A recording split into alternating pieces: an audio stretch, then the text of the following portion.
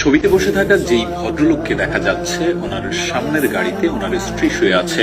স্ত্রীর জানাজা হওয়ার কথা ছিল রাত 9টায়, কিন্তু উনি চাচ্ছিলেন না যে এত রাতে জানাজা হোক।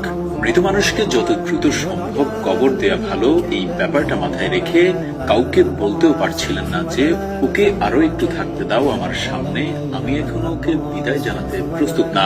এমন মুহূর্তে ওনার ছোট ছেলেটি হয়তো বাবার মনের ভাষা বুঝে ফেলেছিল। তারপর পরিবারের সিদ্ধান্ত হলো জানাজা হবে সকালে।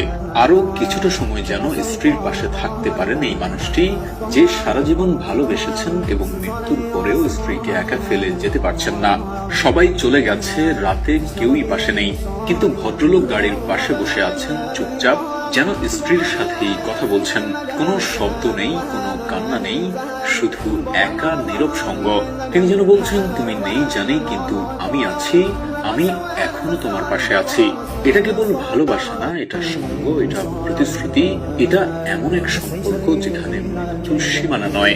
এই ঘটনাটা আমাদের শেখায়, ভালোবাসা মানে শুধু জীবনের সাথী হওয়া না, ভালোবাসা মানে মৃত্যুর পরেও সঙ্গী হওয়া, ছেড়ে না যাওয়া, পাশে থাকার অঙ্গীকার করা। আমরা সবাই জীবনে এমন একজনকে চাই যে শুধু জীবিত থাকাকালীন আমাদের ভালোবাসবে না, আমাদের অনুপস্থিতিতেও পাশে থাকবে, নিঃশব্দে, নিঃস্বার্থভাবে।